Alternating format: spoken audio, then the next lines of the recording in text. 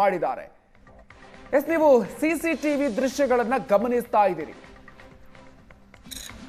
ಸಿಸಿಟಿವಿಯಲ್ಲಿ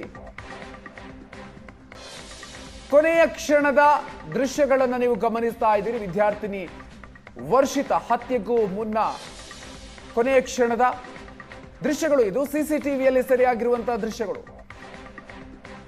ಗೋನೂರು ಬಳಿ ಕರ್ಕೊಂಡು ಹೋಗಿ ಅಲ್ಲಿ ಹತ್ಯೆ ಮಾಡಿರೋದು. ಮತ್ತೊಂದು ಕ್ಲಿಯರ್ ಆಗಿರುವಂತಹ ಪಿಕ್ಚರ್ ಅನ್ನು ನೀವು ನೋಡ್ತಾ ಇದ್ದೀರಿ. ಹತ್ಯೆಗೀಡಾಗಿರುವಂತಹ 19 ವರ್ಷದ ವರ್ಷಿತಾ ಅವರ ಫೋಟೋವನ್ನು ನೀವು ವಿಜುವಲ್ ಅನ್ನು ನೀವು ಗಮನಿಸ್ತಾ ಇದ್ದೀರಿ. ಹತ್ಯೆಗೂ ಮುನ್ನ ಕೊನೆಯ ಕ್ಷಣದ ವಿಡಿಯೋ ಇದು.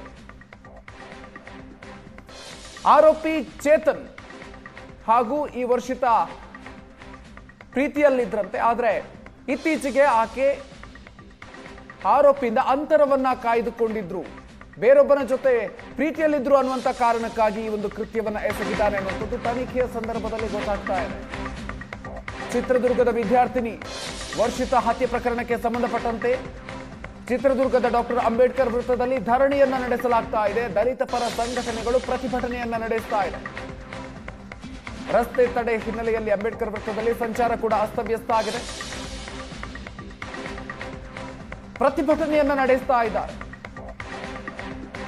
ವಿದ್ಯಾರ್ಥಿನಿ ವರ್ಷಿತಾ ಸಾವಿಗೆ ನ್ಯಾಯ ಕೊಡಿಸಿ ಅಂತ ಹೇಳಿ ಪ್ರತಿಭಟನೆಯನ್ನ ಮಾಡ್ತಾ ಇದ್ದಾರೆ ವಿದ್ಯಾರ್ಥಿಗಳು. ಹತ್ಯೆ ಖಂಡಿಸಿ ಪ್ರತಿಭಟನೆ ನಡೀತಾ ಇರೋದು. ಡಾಕ್ಟರ್ ಅಂಬೇಡ್ಕರ್ ವೃತ್ತದಲ್ಲಿ ವಿದ್ಯಾರ್ಥಿಗಳು ಈ ಹತ್ಯೆಯನ್ನು ಖಂಡಿಸಿ ಪ್ರೊಟೆಸ್ಟ್ ಮಾಡ್ತಾ ಇದ್ದಾರೆ.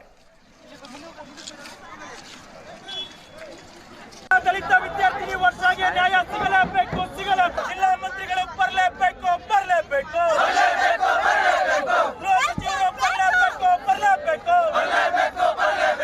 ದಲಿತ ಮಹಿಳೆಯರಿಗೆ ರಕ್ಷಣೆ ನೀಡದ ಸರ್ಕಾರಕ್ಕೆ, ಜಿಲ್ಲಾ ಮಂತ್ರಿಗೆ, ಅಧಿಕಾರ ವಿರೋಧಿ ಜಿಲ್ಲಾ ಮಂತ್ರಿಗೆ, ಜಿಲ್ಲೆಯ ಶಾಸಕರುಗಳಿಗೆ ಕಂಪ ಮಾದಿಗ ಮಹಿಳೆ ಮೇಲಿಲ್ಲ ಯಾಕಿಲ್ಲ ರೇಣುಕಾ ಸ್ವಾಮಿ ಮೇಲಿರುವ ಮಾಧ್ಯಮದ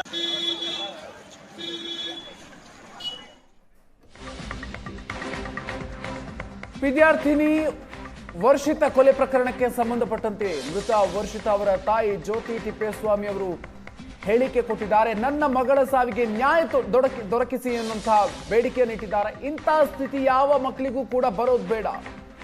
ಕಾಲೇಜು ಸಿಬ್ಬಂದಿ ಮಕ್ಕಳನ್ನ ನಿಮ್ಮ ಮಕ್ಕಳಂತೆ ನೋಡ್ಕೊಳ್ಳಿ. ನನ್ನ ಮಗಳಂತೂ ಹೋದ್ಲು, ಇರುವ ಮಕ್ಕಳ ಬಗ್ಗೆ ಕಾಳಜಿ ವಹಿಸಿ ಅಂತ ಬೇಡ್ಕೊಂಡಿದ್ದಾರೆ.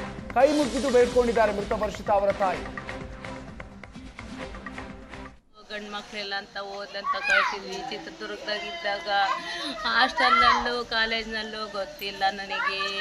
ಕೊಲೆ ಮಾಡಿ ಹಾಕ್ಬಿಟ್ಟಿದ್ರೆ ನನ್ನ ಮಗಳಿಗೆ ನ್ಯಾಯ ದೊರಕಿಸ್ಕೊಡ್ರಪ್ಪ. ನನಗೆ ನನ್ನಂಥ ಮಗಳ ಪರಿಸ್ಥಿತಿ ಆ ಮಕ್ಕಳಿಗೂ ಬೇಡ. ಹಾಸ್ಟರು ಕಾಲೇಜರು ಎಲ್ಲ ಮಕ್ಕಳನ್ನ ಚೆನ್ನಾಗಿ ನೋಡ್ಕೊಂಡು ವಿದ್ಯಾಭ್ಯಾಸ ಕೊಡ್ರಪ್ಪ. ಮಕ್ಕಳನ್ನ ತನ್ನ ಮಕ್ಕಳಂತ ಇದನ್ನ ಮಾಡಿ ನಮಗೆ ನ್ಯಾಯ ದೊರಕಿಸ್ಕೊಡ್ರಪ್ಪ ಸ್ವಾಮಿ. ನಮಗೆ ನನ್ನ ಮಕ್ಕಳ ಪರಿಸ್ಥಿತಿ ಆದಂಗೆ ಇರೋ ಮಕ್ಕಳು ನನ್ನ ಮಗಳೇ ನಾವು ಹೋಗ್ಬಿಟ್ಲು. ಇರೋ ಮಕ್ಕಳ ಪರಿಸ್ಥಿತಿ ಆದ್ರೂ ಚೆನ್ನಾಗಿ.